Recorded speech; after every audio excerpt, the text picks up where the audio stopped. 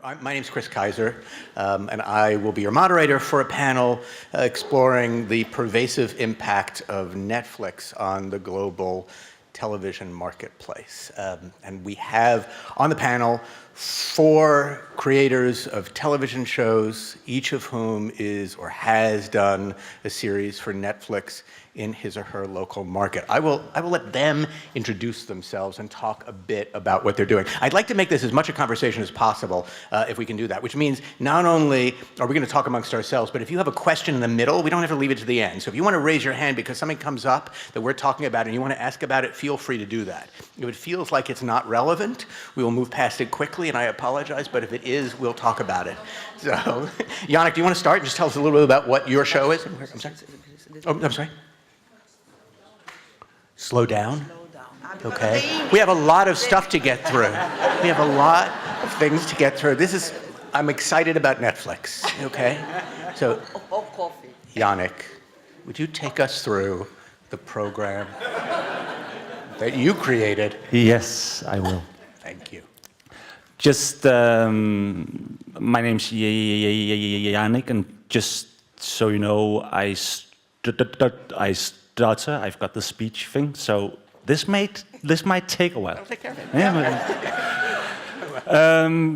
I'm doing a show in Denmark called The Rain, which is the first Scandinavian Netflix original, as they call it. And before that, I've written a lot of features. I've done a lot of TV, primarily for the Danish market and also a bit in Sweden.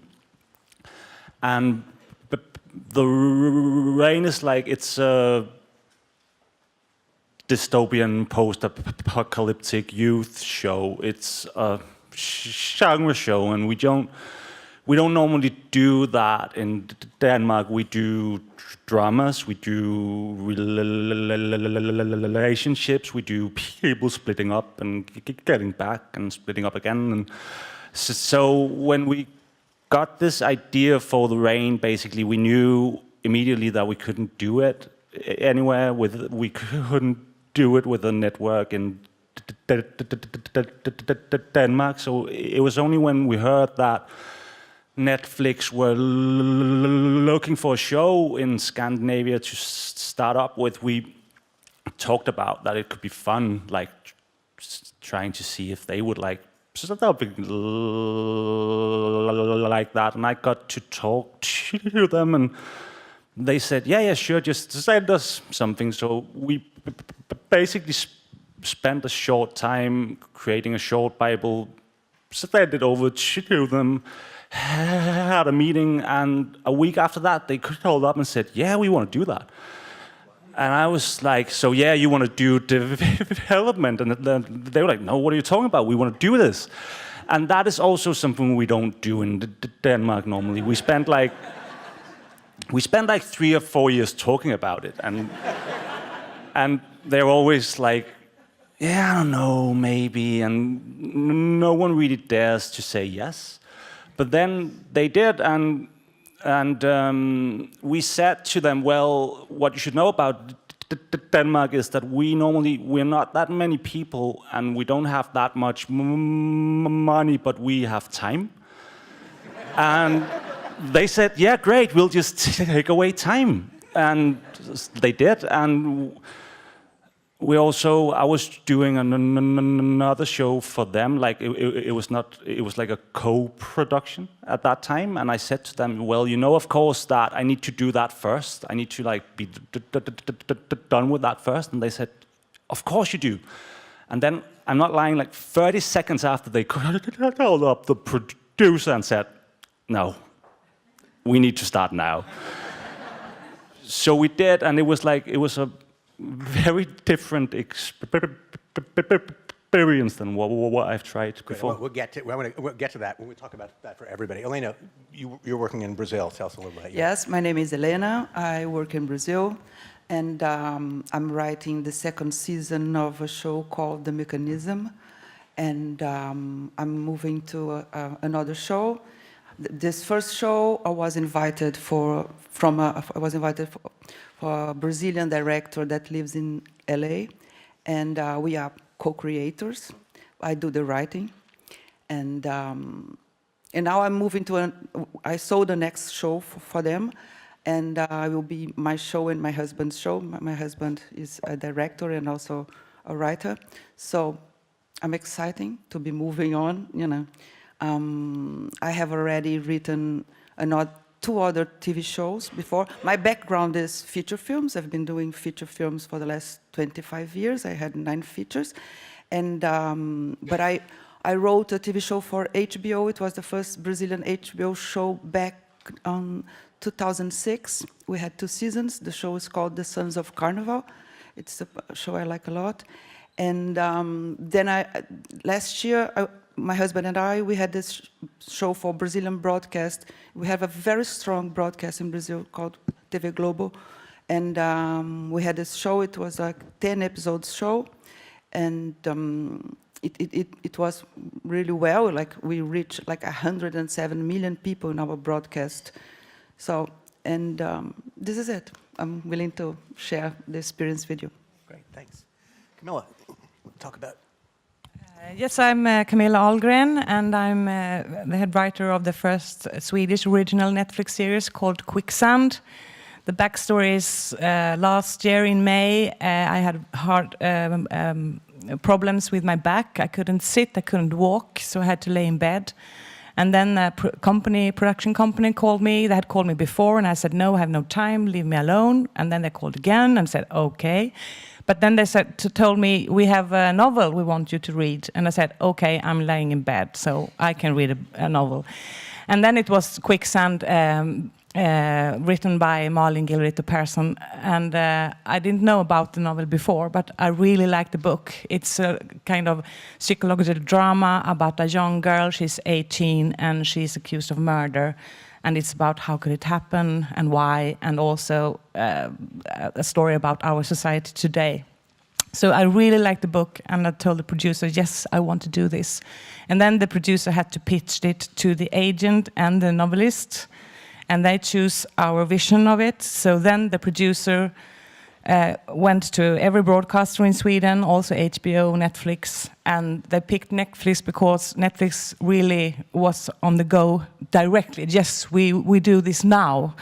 And also the producer, FLX, the company is called FLX, they thought it was interesting with Netflix because this was the first Swedish original TV series. And then we just had to start to work because, as Jannik said, it's we do it now. we have the money, but we have not that much time. Vasant? Hello, everyone. My name is Vasant Nath. I'm from Mumbai, and I am one of the writers in India's first Netflix original, which is called Sacred Games. The first season came out in June. And, the interesting story is that before Netflix entered the market, I mean, there were writers like me, and I'm a writer-director, and I had been trying to get my original work made for a long time. And as a first-time filmmaker, it was very, very difficult if you were writing things which are not Bollywood. And I always used to write for features and not for TV. And I think that about 10, 12 years ago, there had been a big bubble for independent film, where it was possible to make scripts into films, but and a lot of this was being done through international co-productions. So I had my beginnings where somebody actually listened to my ideas in an international co-production with a German producer who was here in this room. So I have a big relation with Berlin, it took a long time. None of our stuff was being made, and there were many writers like me around. But when Sacred Games was commissioned, it was a novel commissioned for adaptation, and a very good company in Mumbai was chosen to lead this production. writers like me suddenly were the first people invited into this process. And just to give you an example, I mean, I haven't had a feature film made. Even stuff that I had written was not yet made. But we were the ones invited and considered capable to take on this show with no training in episodic writing before.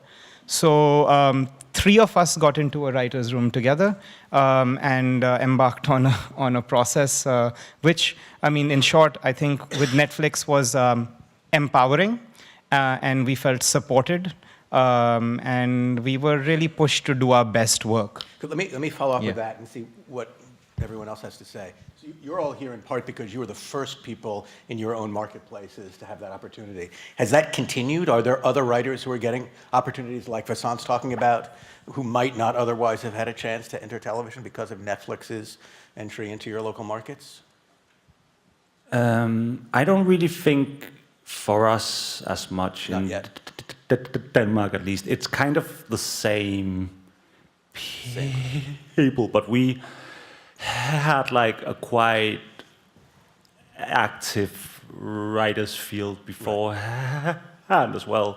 Right. So I don't think that changed for us. Is that true across, Elena, you too? So, Yeah, I do. So in India in particular, though, it seems to have opened up doors. Okay. Yeah, and Netflix, they want the writers, directors, all with experience. They have to approve which writers I choose. Right.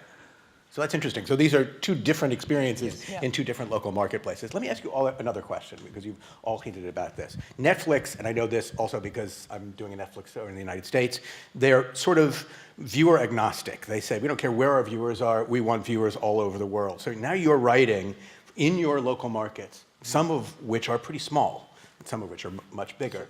But right, exactly. The fact that you are writing now for a global audience, is it changing what you're pitching, how you're writing your shows? Those are 2 separate questions, really. The first question is, does it change what you pitch?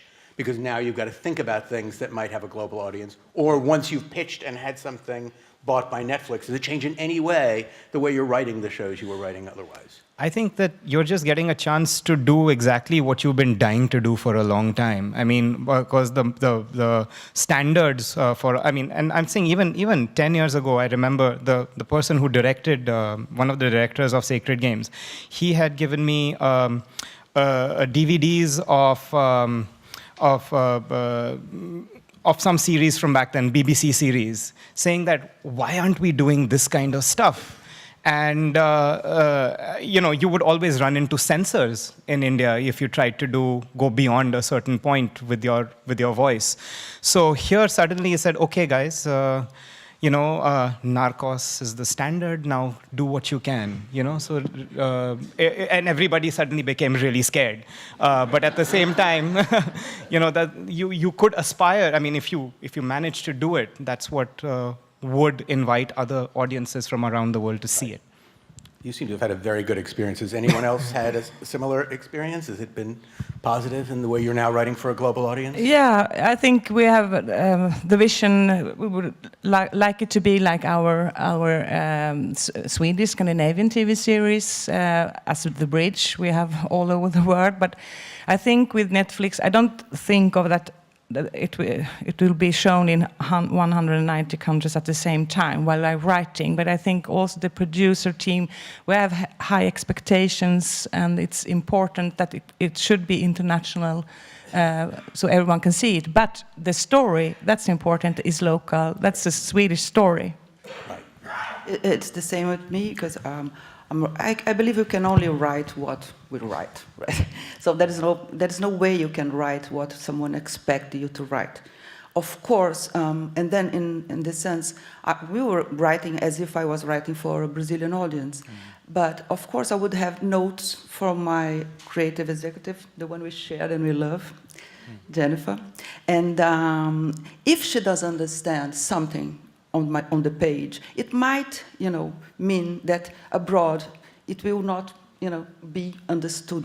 So I would make little changes, but sometimes there is some things that are sort of cultural, that we are more, we Latins, we are not so much political right, and we sort of want to keep it that way, or at least some of us. And there is a balance between what you will stick to and what will you alter in order to make it to travel, the show to travel. But nevertheless, the result is the show I'm involved. It had a much more higher audience in Brazil than abroad. So. You raised a second question, but I want to go back to Jannik for the first one, which is, are you in any way adjusting what you're writing? I think like what was great was actually that Netflix wanted the idea we came to them with.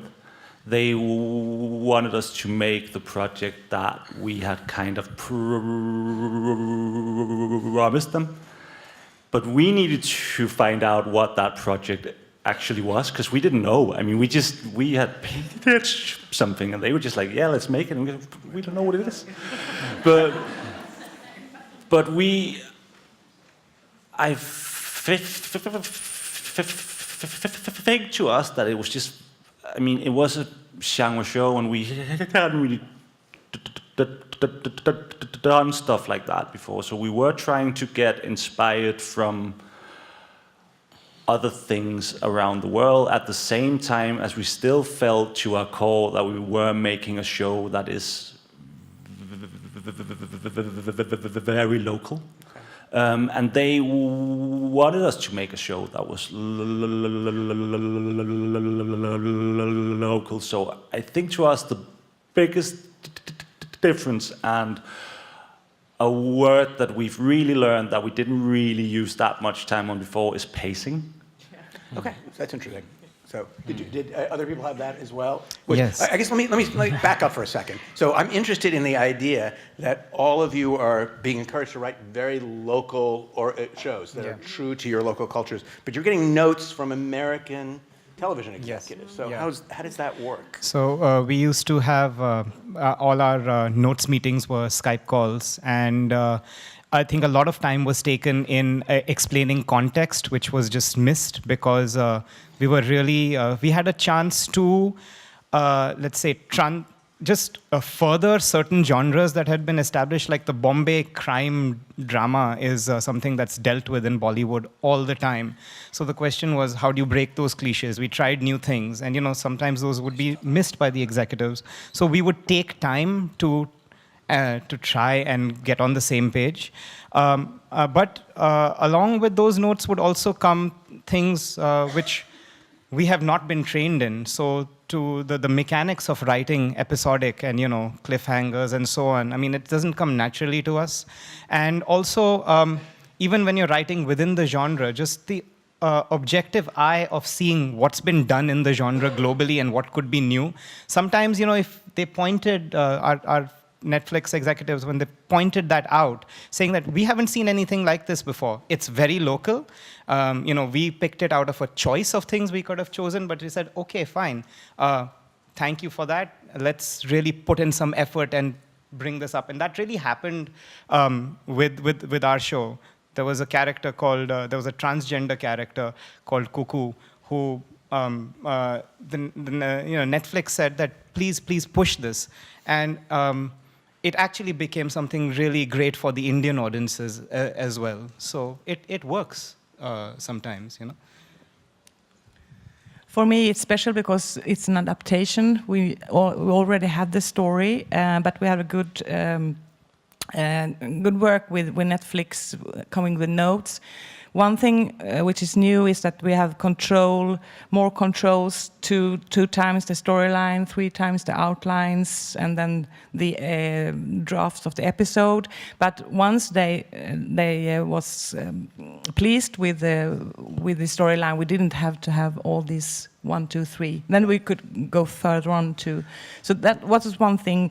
And I also think there's, of course, cultural differences. we write less dialogue, and I try to explain how the characters should react, and we can see in their face what they are thinking or feeling. But sometimes they want us to be more explicit. And also, the biggest thing about pacing, it's in the editing room. There, I think there we are not so local. It's more how they want, because they think it's a young audience watching, and it has to get faster and faster. And we in the Nordic countries, I think we are a little bit slow in our tempo, sometimes too slow. Did you find that, Elena?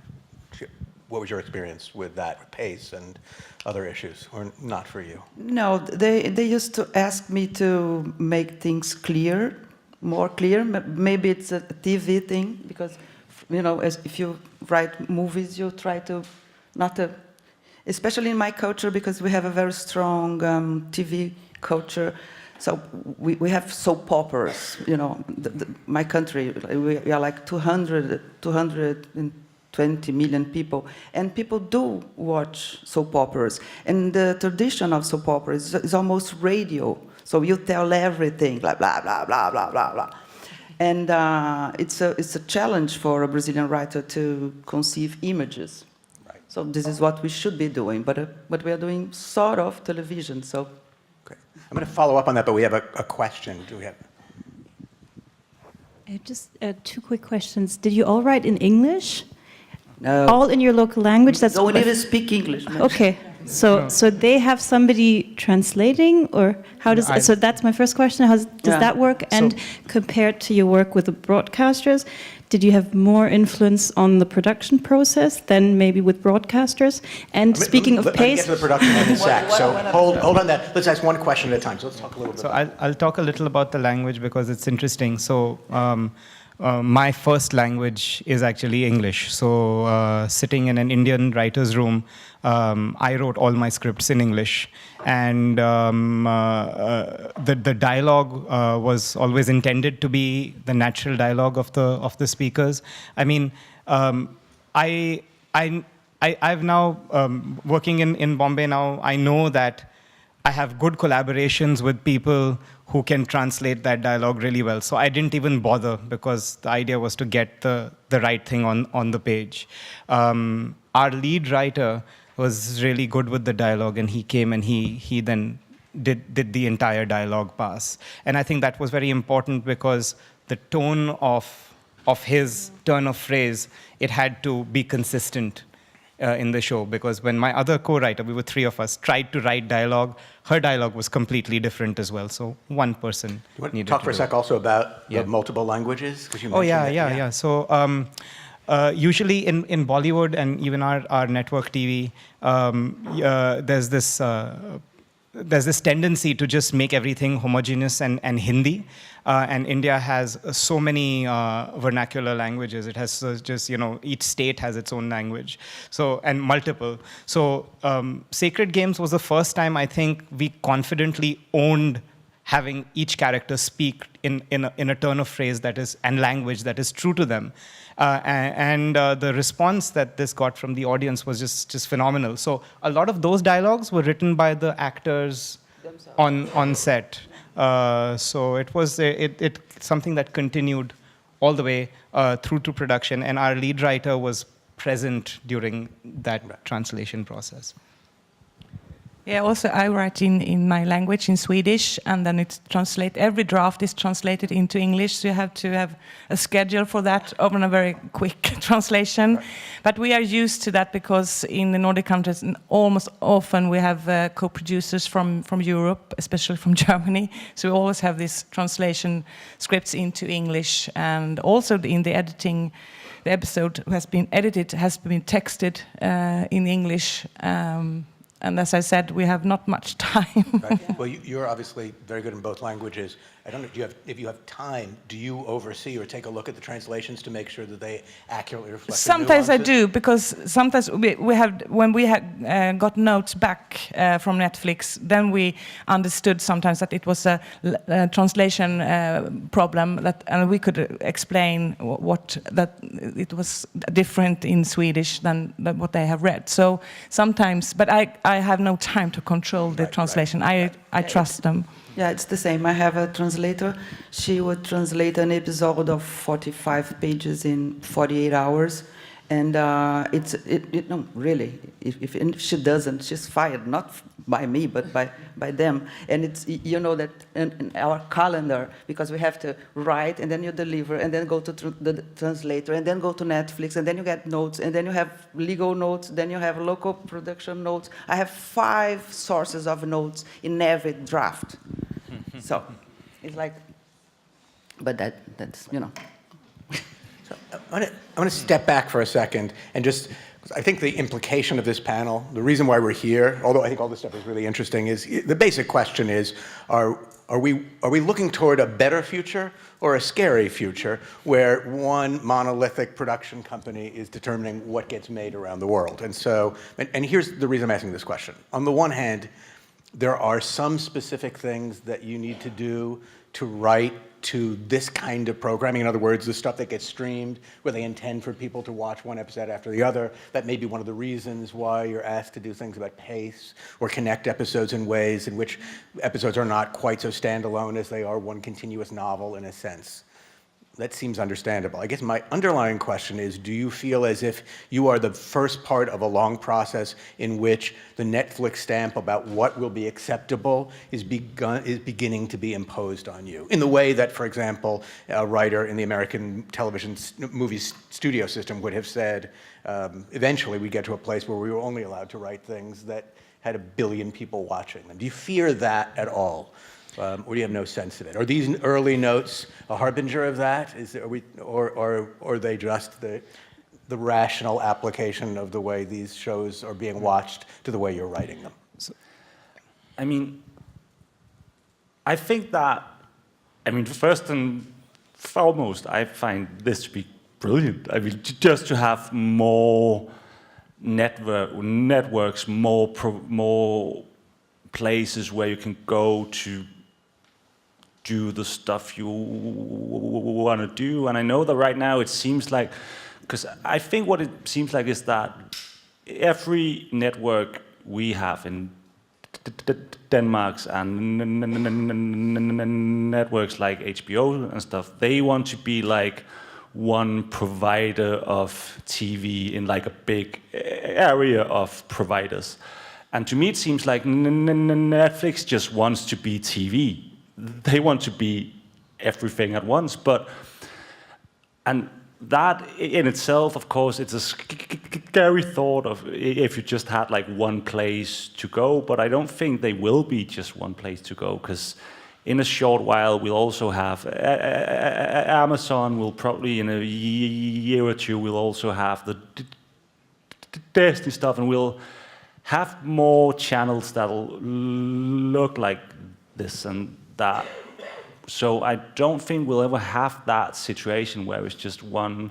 But I do think that they look for something specific, but so do, at least to my knowledge, every other network or every other channel. Right, I guess the underlying question, I'll let everyone answer it, and I'm not trying to push this because I work for Netflix as well, but the real question is, you have vibrant local television cultures where you write to your own audiences.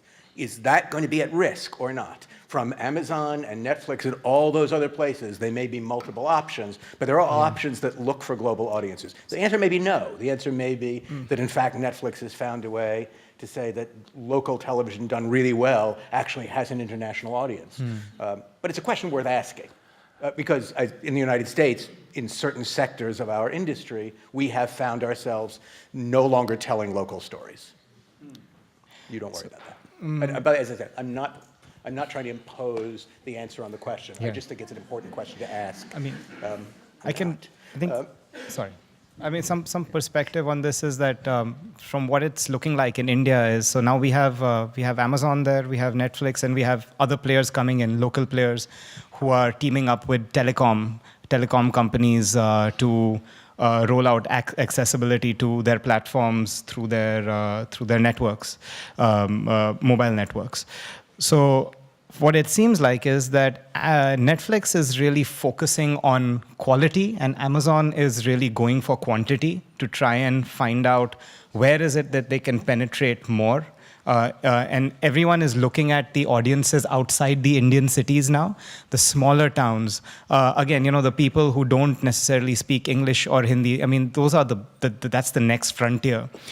Now, Netflix is really keeping its eye on the local and the global, and having both those cakes for themselves.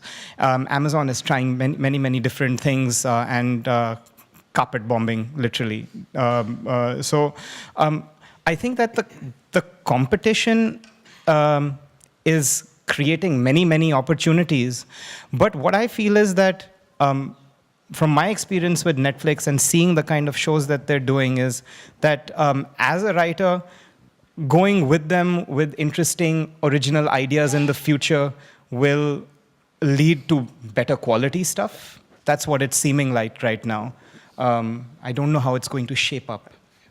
Yeah, it's the same. In Brazil, it's like improve the competition. We have also Amazon and HBO and even our broadcast. We are all working furiously. For writers was really good, very good impact. We have lots of jobs. Everybody's working, everybody's developing something. And I believe that it's up to us not to make the sort of copy of the mainstream products that especially we see from Americans, because if you copy a genre, you're going to be, one more, it may happen. I mean, it may be an effect of this sort of, big companies in the local markets.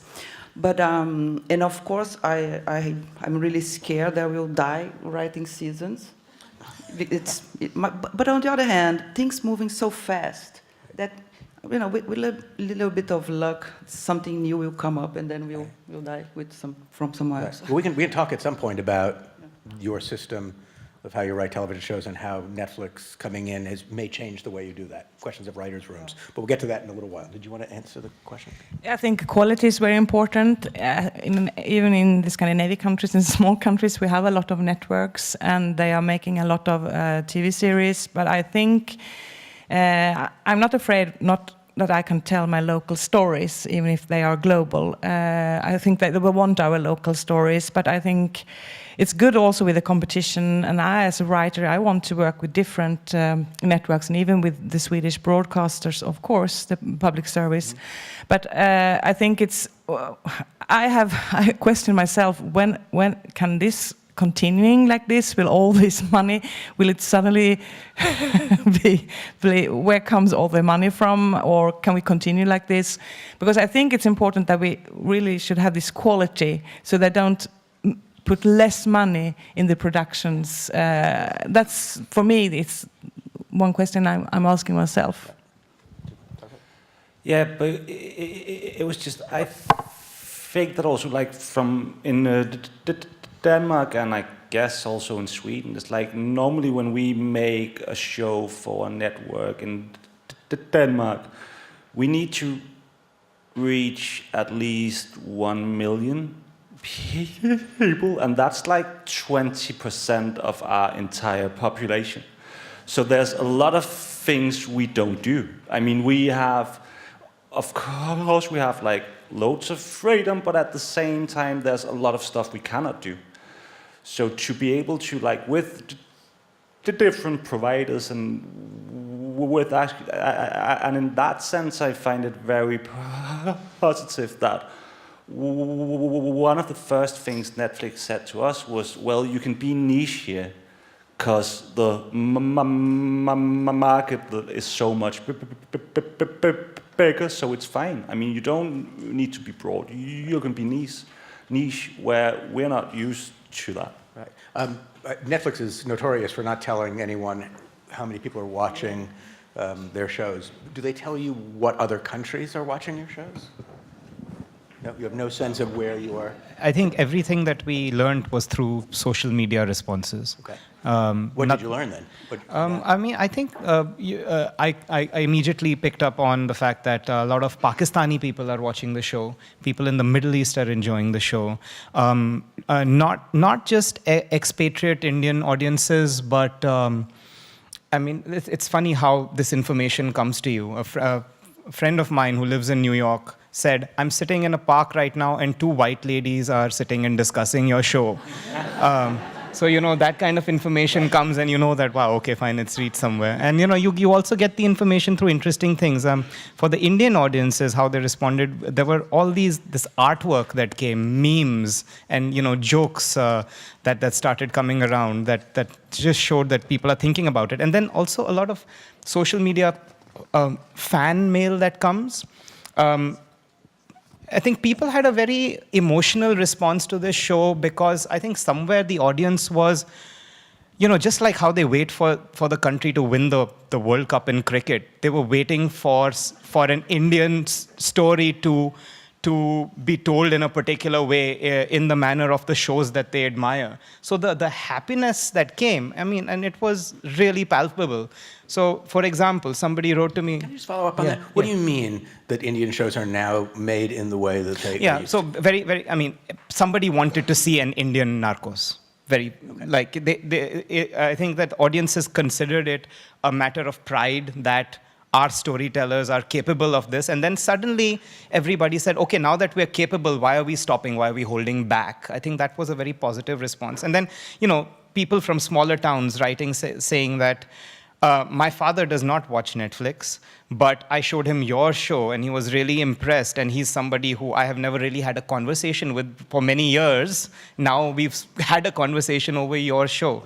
So one household that encountered the show, members of that household, I mean, started becoming alive to more stories. And, you know, I can also tell that my parents, I mean, who are in their 70s, I never expected them to subscribe to Netflix. Okay, and even before my show came out, they were already watching so many of the shows that have been spoken of over here today. So there's a big change that has come. Right. Also, the show's been pirated, and if you go on a local train in Mumbai, you'll see everybody watching MPEGs of it. You know, so that's another thing going on.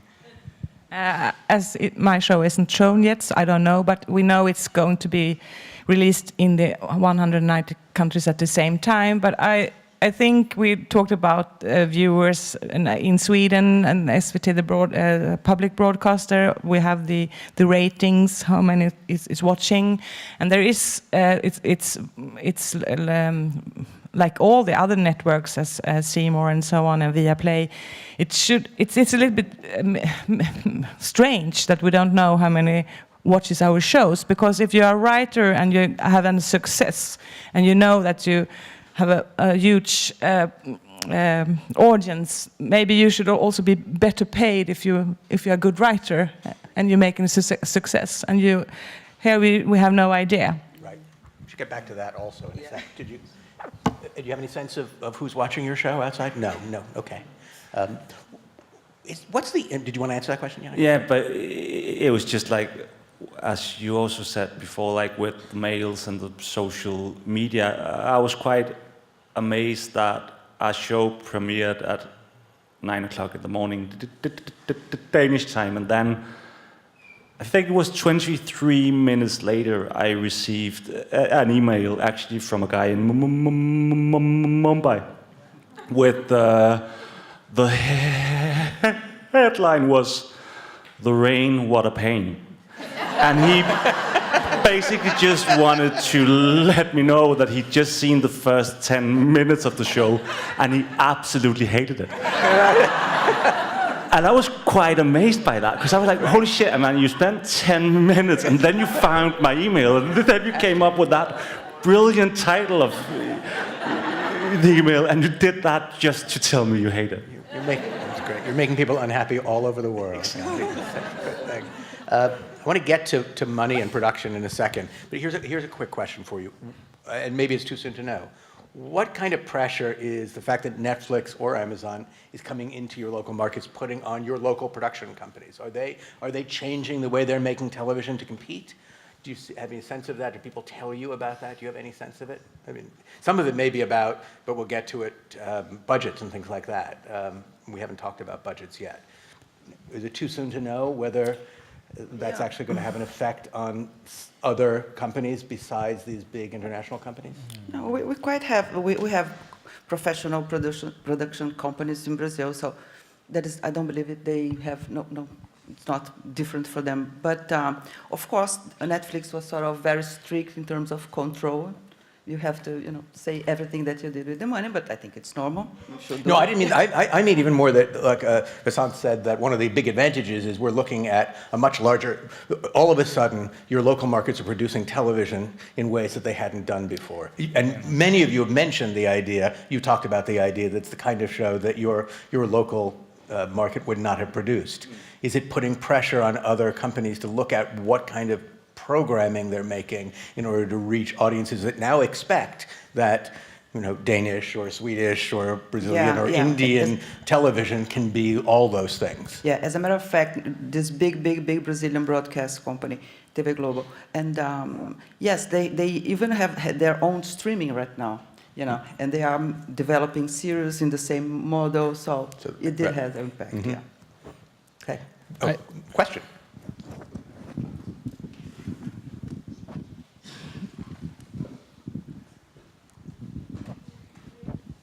Hi, a question to all of you writers. How much do they ask you or demand of you to be edgier, more exploitative, more graphic, in a positive or maybe even in a way that might not be serving the story? You mentioned it in a positive way, but because you have to separate yourself from your state television, as you said, and one thing is sex and violence. How much is the pressure on you, all of you, by your stories? So the novel that we adapted for Sacred Games is so violent that one of the first things that we spoke about was how do we tone down the violence.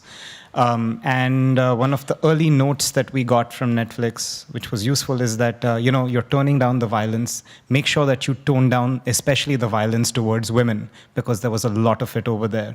And,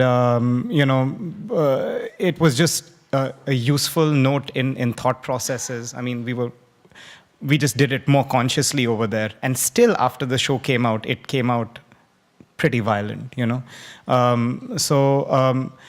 I think that our crime genre in Bombay, I mean, when we interviewed for this position, one of the things that I remember I responded to was that we've become used to gratuitous violence for no reason, and we all just signed off on the fact that if we are going to use it, let's really use it for story.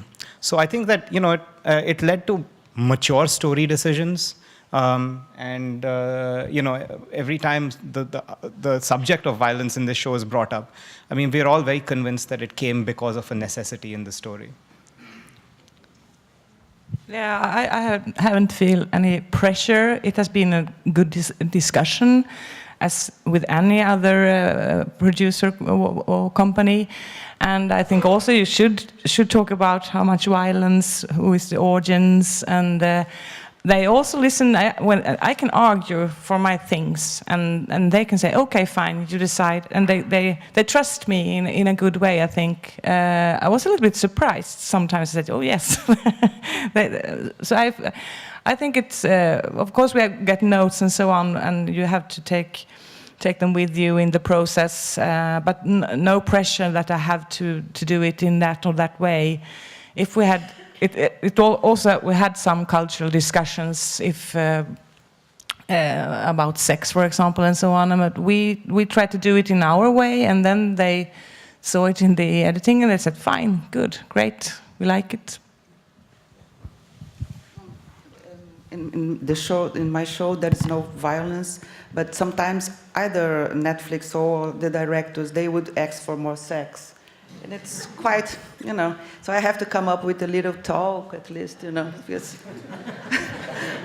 But that's the director as much as Netflix. yeah. Anyway, you give a little bit more, right? But not much. Yeah. No, but we've only just had like talks about where we wanted the balance to be. So there was never any pressure. There was actually more, as you also talked about, like them from the beginning, for an example, saying not that we were talking about doing that at all, actually, but them saying from the beginning, we really don't want rape stories, for an example, like, and being clear about what they want the stories to also represent, and to not be too edgy, and to not just be shocking for the sake of the shock, but as you also talked about, like, if we are doing something that's shocking, it needs to be because of something that we need. Great. Another question? Yeah. Right.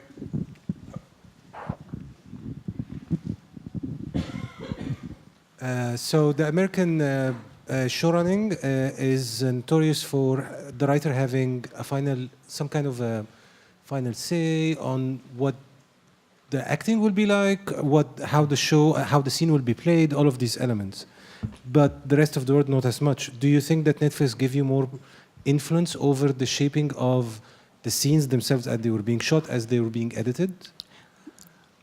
I think at least to what I found out in the process is that they demanded it, actually, because I'm used to, like, in Denmark, we're not really used to being writers on set, for example. We don't really do that much. That's still pretty much the director's zone. And it still was in some cases on the rain, but I just found that certainly it was, if there was something that was shot that wasn't exactly like in the script, so that was changed somehow, it was me that Netflix called and went like, why did you do that? And I found out, well, I kind of then have to be more on set because I need to know why we do that, because I was like, I don't know. And that's one thing that I found out. You can't really, and it's, I mean, in Denmark at least, and in Northern Europe, we're all very used to saying, I don't know, but I'll find out perhaps someday. I'm searching. I found out that you can't say that to Americans. You cannot say, I don't know, because they're like, what do you mean? So they actually, I think they demand that you take more responsibility over processes that you wouldn't normally do, I think, at least in Denmark. Do the rest of you feel that way? Is Netflix empowering writers in a way because they're in some ways expecting more of an American system? I know in some countries it's very much that way. Anyway. Yeah. No, I'm used to it when working with the bridge is what the same. But here, of course, Netflix has the final cut for the whole product, I think. My Swedish producers, but then I think Netflix is the one who decides. But hopefully you think the same, you agree on what you have done. Is that true for you? Do they have final cut? They have the final cut. And have you had conflict with them over changes? No. But they would send me the cut, all the cuts, so I can make notes, as they did notes when I was writing, and then it helps. But of course, coming from features, it's a completely different balance between writer and director, because in the features you basically serve the director, and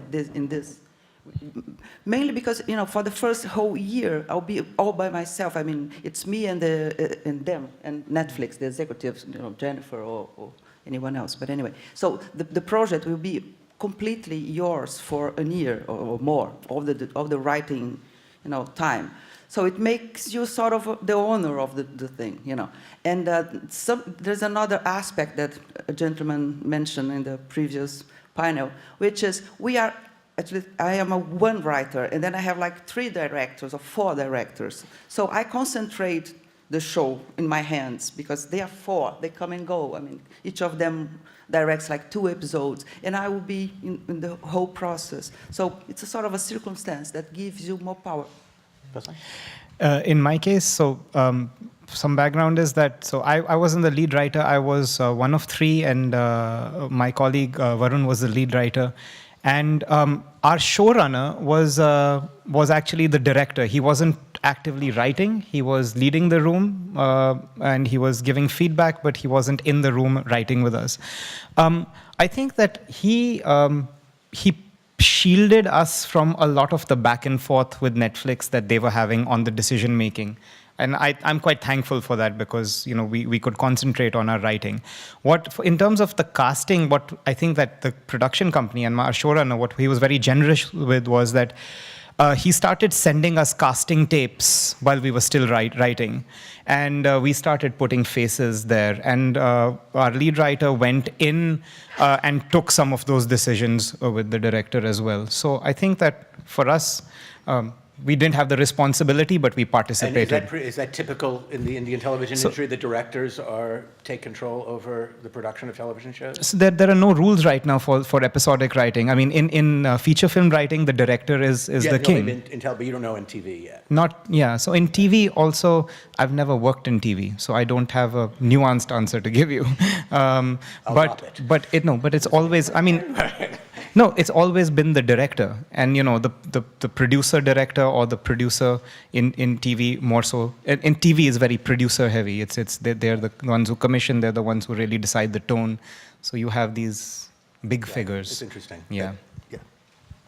Because you as a writer or lead writer are responsible for the scripts, but I think it's very important to have a good relation with your director and producer and work together and help each other, and that's... But apart from Netflix, you have the final say. Recording the scripts, yes. I haven't been in that situation. What about the casting? Casting, I'm not the final say, not at all. They show me the casting and I can give my opinion. And when they say, is that Netflix or is that the producer? It's the Swedish producer, yeah. Because with Netflix, I just work with the scripts. Okay. Yeah.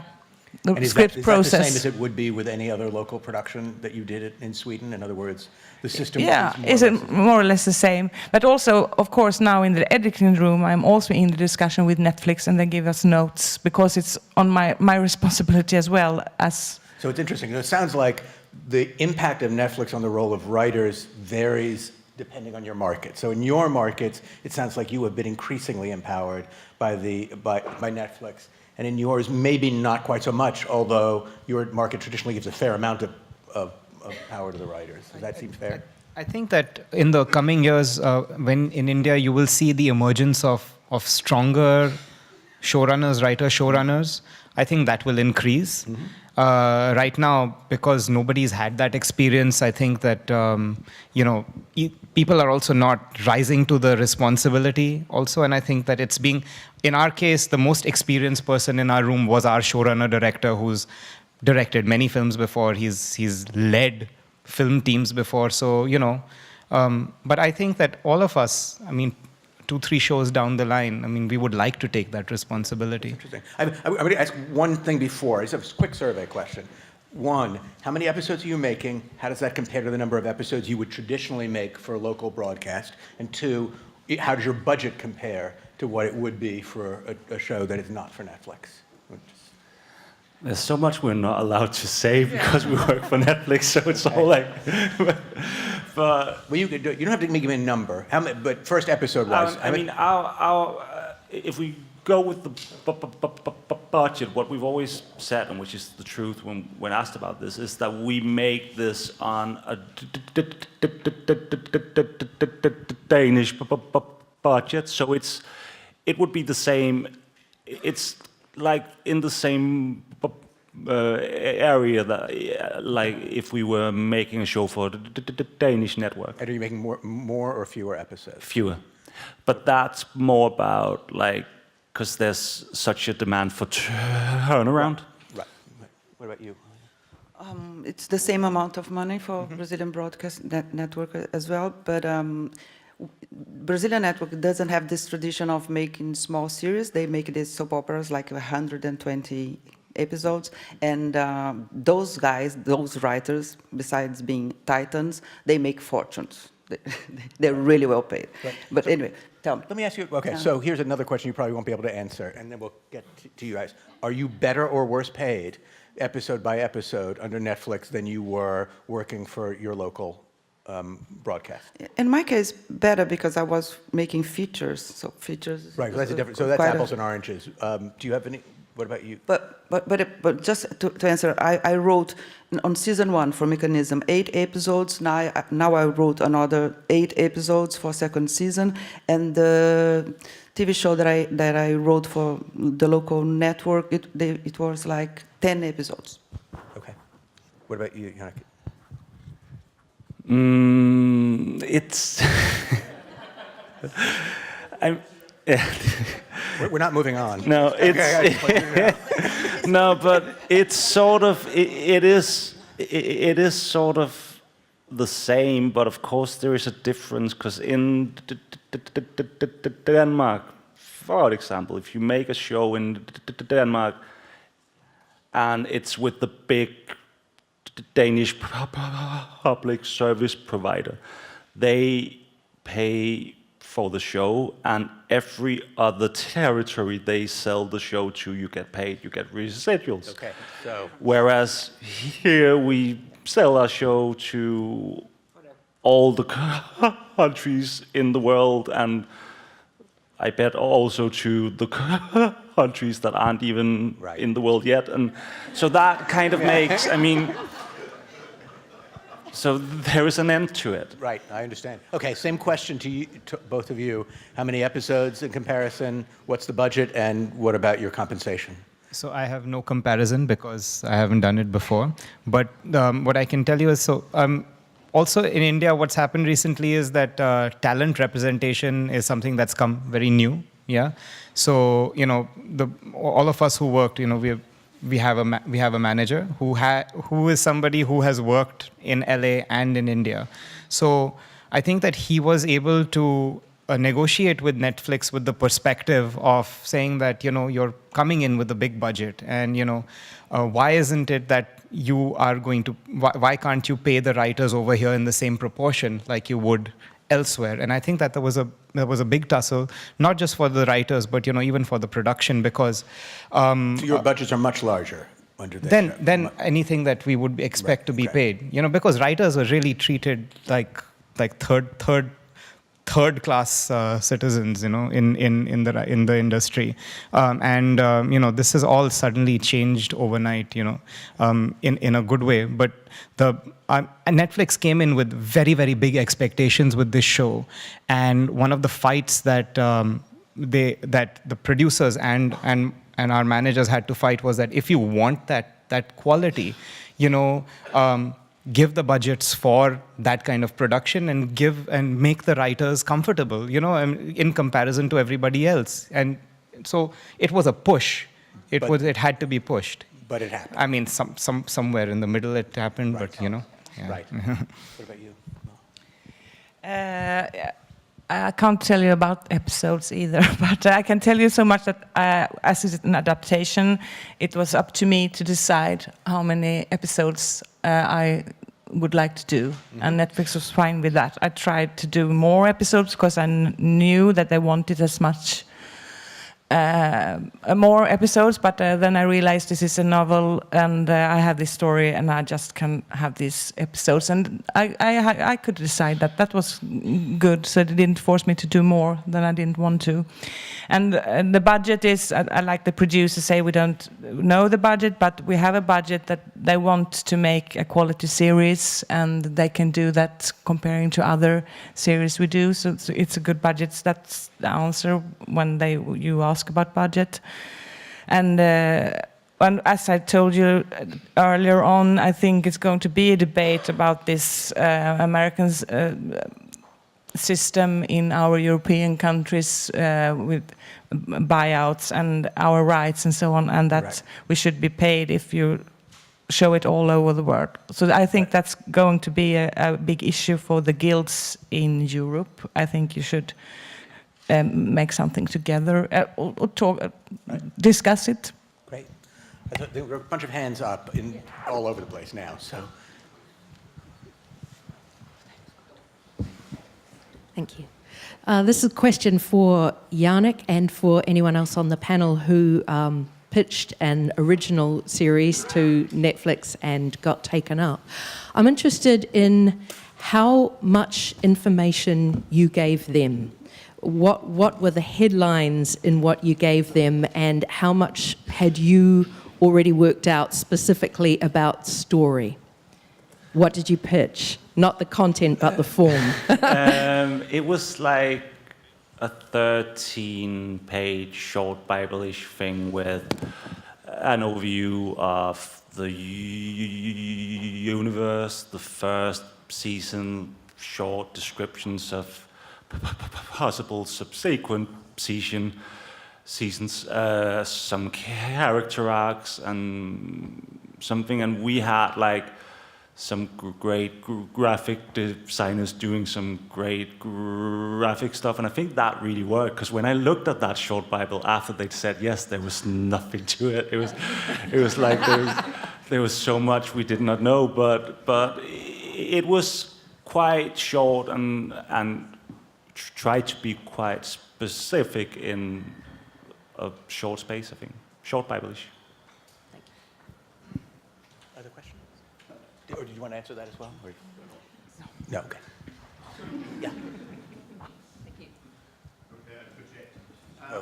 Not in total numbers, but in percentage, how much of the writer's budget, how much of the writing budget came at the beginning while you're starting to develop? Because you said you were alone with the book for a year. In Germany, traditionally, the big paychecks come till the end, close to production. Therefore, what did you eat? When did you get money to eat? And how much was in the beginning rather than the end? I got money to eat immediately. I think that's important. You should not when I was reading the book, though, because I didn't know if I wanted to do it or not. But of course, and then it's so complicated contract, very long contract as well. So I have it's for the first time I have an agent, because I can't. I'm not a lawyer, so please help me. So yeah, I got paid from the beginning.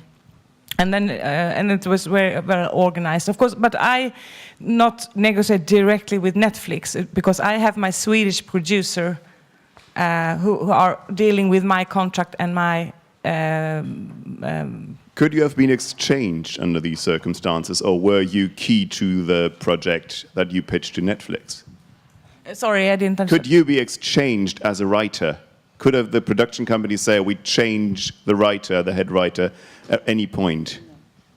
No, I don't think so. We have discussed that a lot, but we're aware that you can't change the head writer if you haven't been if you don't do your work, of course, then you have to be. But no, I don't think so.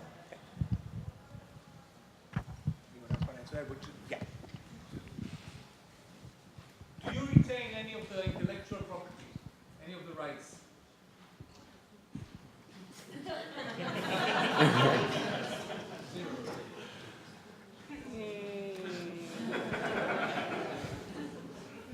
Not important. What is left? Not even what's inside out. Yeah, back there, way in the back.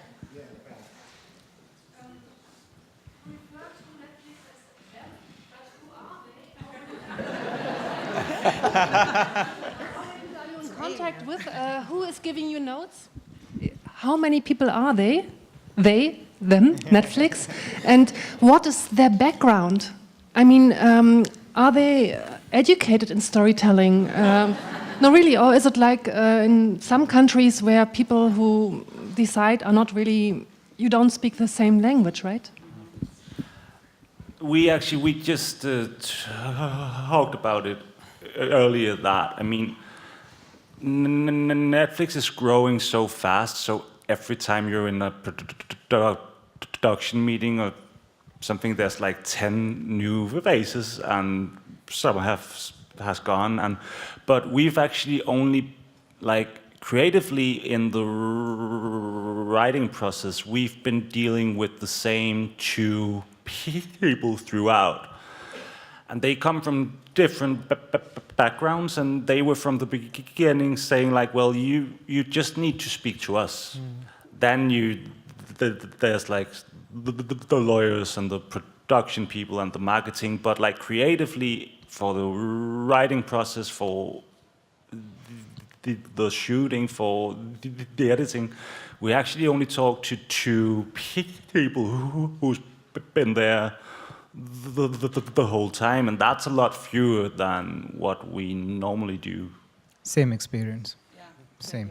Yeah. True in the United States. Yeah, same experience and very good experience. I think they're very good nose and they know what they're talking about. And it's been like Jennifer Breslow from Netflix working with the supervisor. She has followed from the beginning and now even in editing room. So it has been two people following. Of course, we have said hello to someone and we have met them sometimes. Now they have their office in Amsterdam, and they now have new people coming to work in Europe, and sometimes we have meeting in Stockholm. Otherwise, we have Skype meetings, but I think that has worked very well. Amazing. Yeah. Even in India, I mean. Yes. Yeah. I thought I was the only one, that I was special, that she really liked me. But then I said, they're very close to her, apparently, too. I'm sure that's going to change in the next number of years. But India has its own office now, and all of the current Indian shows are dealing with the executive set based in India. It's the same in Brazil. I think it's a pattern. I mean, they are establishing their own offices in foreign countries. They have already an office in Brazil right now, and they hire someone from other, area. And then we had a Brazilian head of Netflix right now, the whole. Get somebody else. Unless no one else wants to ask a question, then you can ask forever. It's the case. Okay. So, if you do not retain any of the rights, how are royalties, and Netflix is not transparent, how are royalties calculated?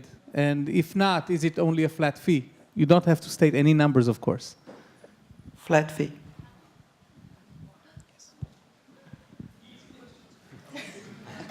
You're early on still in your process, but so you can't, and I think you've hinted at this, it's hard to know at this point whether a successful Netflix show is going to leave you better remunerated than a successful show that you made for your own local market. Do you have a sense of where that's going to end up, or is it too soon to say? I have a sense. And I hope not, but I think it really varies, because there's no doubt that if you're doing something for, like, as I said before, the big Danish public service broadcaster in Denmark, you will, in the long run, get paid immensely well.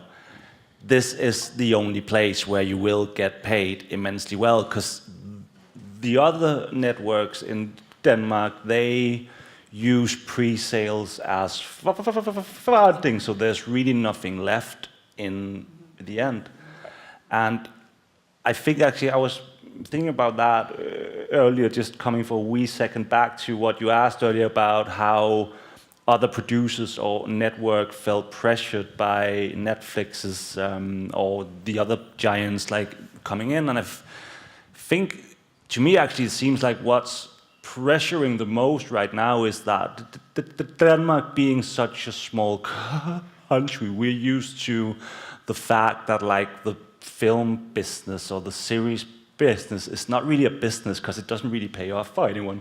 So we need government funding. And at the same time as we have like politicians or people in general speaking about their fear of like these big multinational conglomerates coming in, taking over everything, they're actually at the same time taking away funding. So they themselves make it harder for the local providers of content to actually provide something for the locals. Anyone else want to talk about that or want to avoid it? Okay. I think we have, well, how many more minutes do we have left? I just want to give anyone on the panel a chance, if you have any parting words, any thoughts about where we're going to be in 5 years, what you see is the future of your local television markets with Netflix's involvement or Amazon's or anyone else's? Positive, negative, what's your greatest fear? Yeah, no, Netflix is developing right now in Brazil almost a dozen shows. So they are making a massive investment in the local market and attracting, of course, competition from Amazon, HBO, and stuff. What we all hope, as you know, this is, I'm going to write the second show for them. What we hope is that you have more freedom, more power, you know, that the issue of the rights will be tackled by our guilds, but we are learning a new skill, and it's been very positive in this point of view.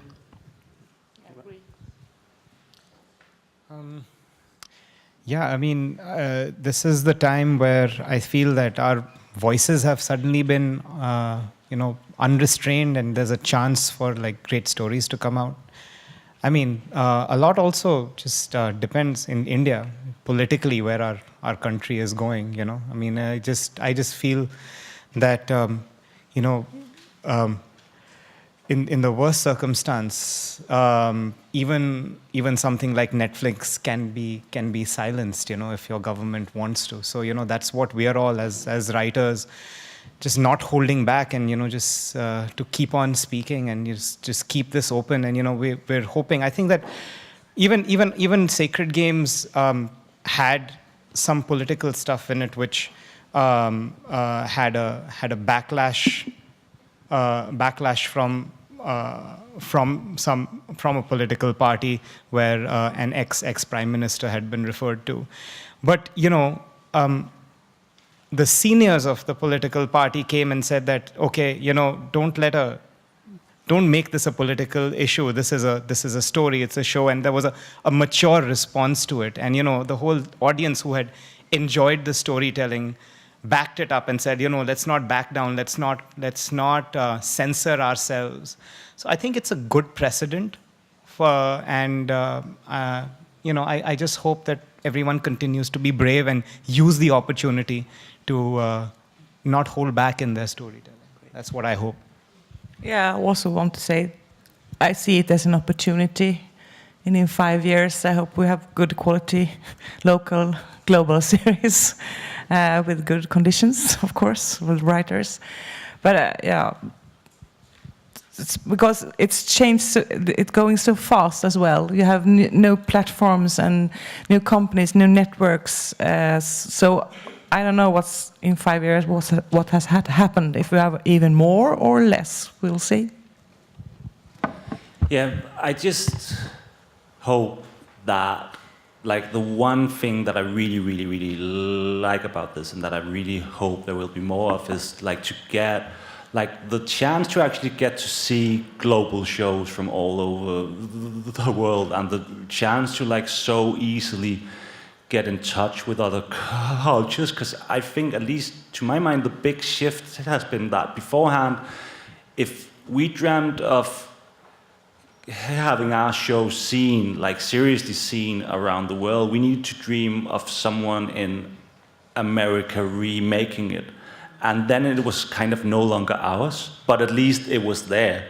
Whereas now we get the chance to actually tell locally in our own languages and get the chance to get that out throughout the world. And we also see much more from throughout the world. And I just hope that movement will grow. So like the big exchange of culture and globalization actually will just like keep on growing. Especially now when you have borders closing, I think it's very important to try to have the culture communication. Because we talked about it, because when we started the bridge into 2011, it was a way out to Europe, the bridge, and now it's 8 years later, it's closed and the borders are closed. So it's a little bit scary. So I think you had a good point. Okay, well, that's a somewhat hopeful projection and a somewhat unhopeful moment in history. But I thank you all and thank you for coming. Thanks.